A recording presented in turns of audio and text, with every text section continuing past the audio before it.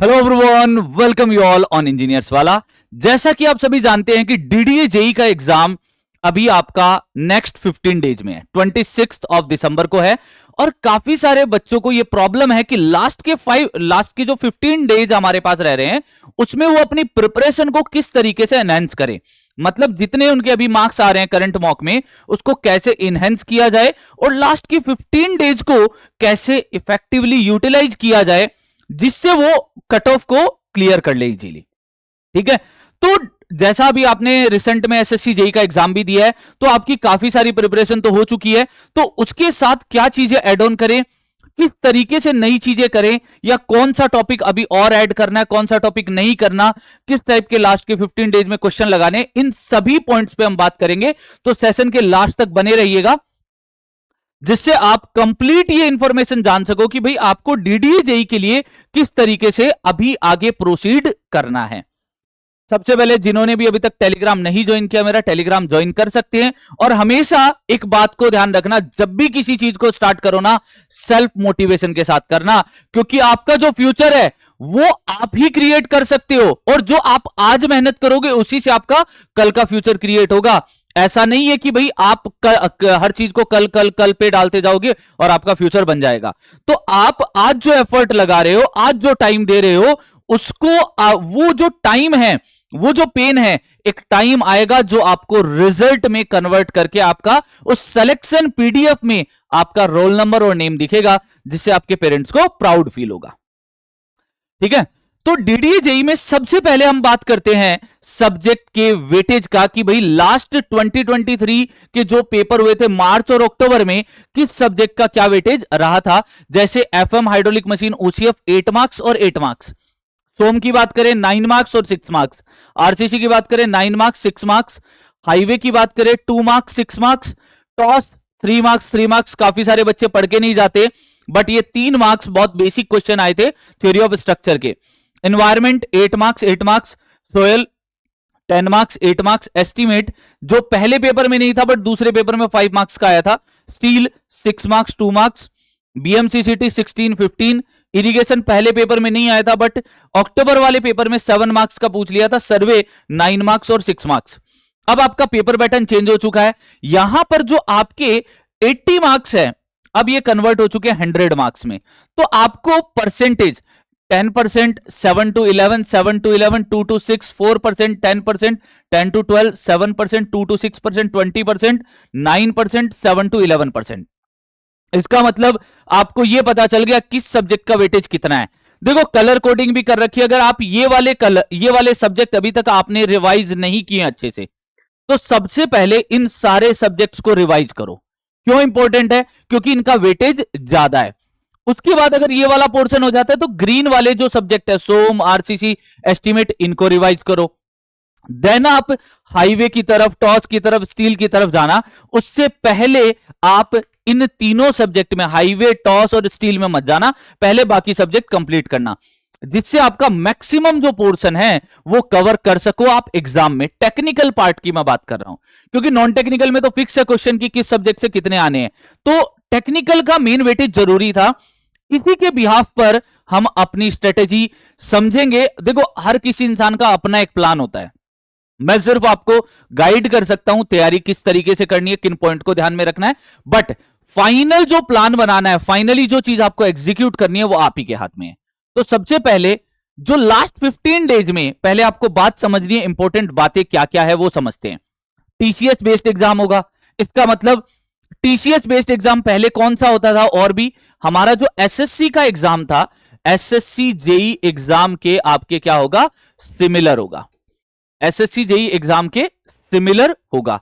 150 question रहेंगे, 120 minute में करने हैं, मतलब लगभग एसएससी जैसा ही प्रेशर रहने वाला है। पहले आपके यहां पर 120 क्वेश्चन 120 मिनट होती थी, अब आपके 120 क्वेश्चन 150 क्वेश्चन 120 मिनट में करने हैं। इसके लिए इसमें क्या है, 100 टेक्निकल क्वेश्चन है, 50 नॉन टेक्निकल क्वेश्चन है। अब आपको रिवाइज क्या करना है, इंपॉर्टेंट सब्जेक्ट को रिवाइज करना है। इंपॉर्टेंट सब्जेक्ट की लिस्ट में एनवायरमेंट, सोयल, बीएमसी, सर्वे, सोम, एस्टीमेट, एफएम, आरसीसी, इरिगेशन, ये आपके इंपॉर्टेंट सब्जेक्ट है जिनको आपको कंटिन्यूअसली मल्टीपल टाइम रिवाइज करना है। बट ऐसा नहीं है प्रीवियस सब्जेक्ट है जैसे हाईवे टॉस स्टील इनको छोड़ देना है, ऐसा मत करना, इनको 1 से 2 बार जरूर रिवाइज करना, जबकि इनका रिवीजन 4 से 5 बार कर लेना, ठीक है। नॉन टेक्निकल में बात करें, reasoning, quant, English, computer, general awareness, इन सबका वेटेज सेम है, 10-10 मार्क्स का है। तो बेटा ध्यान से इसमें क्या करना है, इसका खेल है। ये आप रिसेंट में जिन भी बच्चों ने एसएससी जेई का एग्जाम दिया उनके लिए ये तो तैयार है, उनको ये नहीं पढ़ना। जिन्होंने एसएससी जेई का जनरल अवेयरनेस है, हमारे चैनल पे सेशन भी हो चुके हैं जनरल अवेयरनेस के, आप वहां से भी कवर कर सकते हो जनरल अवेयरनेस, तो जनरल अवेयरनेस वहां से कवर हो जाएगी। अभी जो क्वांट, इंग्लिश और कंप्यूटर, ये मेजर पोर्शन है, जो एड ऑन पोर्शन है जिस पे आपको ध्यान देना है।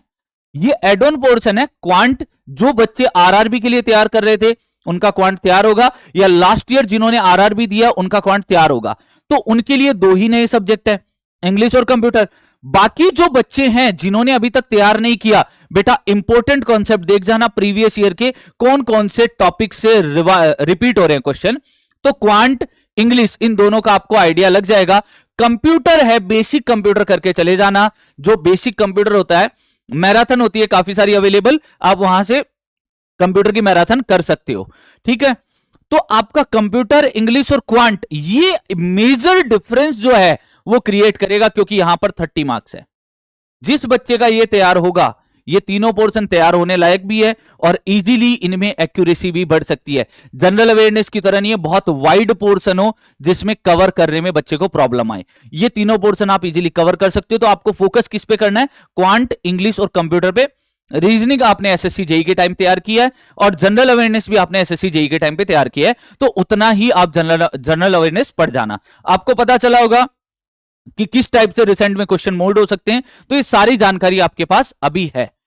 अब बात करते हैं कि लास्ट 15 डेज में आपको किस तरीके से करना है। देखो, अगर आपको न्यूमेरिकल एक्यूरेसी बढ़ानी है, न्यूमेरिकल एक्यूरेसी बढ़ानी है, तो फॉर न्यूमेरिकल एक्यूरेसी के लिए आपको क्या करना होगा, फॉर्मूले को रिवाइज करना होगा multiple time for numerical accuracy. क्योंकि देखो क्या होगा, आपका जो एग्जाम है उसमें एक क्वेश्चन में 1 मिनट से भी कम का टाइम है, एक क्वेश्चन में 1 मिनट से भी कम का टाइम है, तो फॉर्मूला बेस्ड ही क्वेश्चन देगा, या डायरेक्टली ऐसे क्वेश्चन होंगे जो डायरेक्ट कैलकुलेशन से सॉल्व हो जाए। तो आपकी कैलकुलेटिव पार्ट और फॉर्मूले जितनी बार रिवाइज करोगे उतना ज्यादा अच्छा रहेगा, अगर न्यूमेरिकल बेस्ड पेपर बनता है तो। Previous year question of DDA JE, DDA JE के प्रीवियस ईयर क्वेश्चन सॉल्व कर लो, जो आपके पास पेपर अवेलेबल है, जैसे 2018 का, 2023 में 2 पेपर हुए हैं, ये आप पेपर सॉल्व कर लो तो आपको पेपर का भी आइडिया लग जाएगा। और एसएससी जेई के 2023 और 2024 के पीवाईक्यू जरूर कर लेना, एसएससी जेई के जितने ज्यादा कर सकते हो उतने कर लेना, बट स्पेशली 2023 और 2024 के पीवाईक्यू कर लेना। और जो कि हमारे चैनल पे अवेलेबल है, हर एक सब्जेक्ट के लास्ट में एसएससी से कुछ दिन पहले ये सेशन हुए थे, हर फैकल्टी ने अपने अपने सब्जेक्ट के क्वेश्चन कराए थे वन शॉट में। 2023 में किस टाइप के क्वेश्चन है, 2024 में किस टाइप के क्वेश्चन पूछे गए, डिटेल एक्सप्लेनेशन के साथ में। Next one, revise important close of IAS code. IAS code है, जैसे स्टील से क्वेश्चन आते हैं, आपके आरसीसी से क्वेश्चन आते हैं, कोडल बेस्ड क्वेश्चन आते हैं। अब कोडल बेस्ड क्वेश्चन है उनको डायरेक्टली पूछ लेता है कोड की लाइंस, जैसे एस्टीमेट से भी कोड बेस्ड क्वेश्चन आते हैं, एनवायरमेंट से भी कोड बेस्ड क्वेश्चन आते हैं। तो कोडल बेस्ड वैल्यूज है, इंपॉर्टेंट जो क्लोज है उसको याद कर लेना है, जो बार बार मल्टीपल टाइम रिपीट हो रहा है उन क्लोजेज को याद कर लेना है। नेक्स्ट, अभी कुछ नया न्यू ऐड हुआ है कि डायग्राम बेस्ड क्वेश्चन पूछने लग गया। क्या करता है, कोड में से कोई एक डायग्राम पिक कर लेगा, ठीक है, और उस डायग्राम के बिहाफ पर आपसे क्वेश्चन पूछने लग जाता है। एसएससी में नया पैटर्न इंट्रोड्यूस हुआ था, तो वो भी टीसीएस ने बनाया था, और अब भी जो डीडीए का एग्जाम है वो भी टीसीएस ही करवा रहा है। तो आपके पास पॉसिबिलिटी ऑफ क्वेश्चन है, वो आपके डायग्राम बेस्ड क्वेश्चन भी आ सकते हैं। डायग्राम बेस्ड क्वेश्चन हो गए, एज वेल एज आपको कुछ क्वेश्चन असर्शन एंड रीजन, जो असर्शन रीजन के क्वेश्चन होते हैं वो भी मिलेंगे, या आप इनको मोल्ड करके वो बना देते हैं स्टेटमेंट बेस्ड क्वेश्चन। क्या बना देते हैं, स्टेटमेंट बेस्ड क्वेश्चन बना देते हैं। तो इस बात का भी ख्याल रखना कि भाई स्टेटमेंट बेस्ड क्वेश्चन को किस तरीके से डील करना है, क्योंकि एसएससी के अंदर देखोगे 2023 और 2024 में काफी अच्छे क्वेश्चन पूछे गए हैं, तो उसी लेवल पर आपको क्वेश्चन को प्रिपेयर करना है।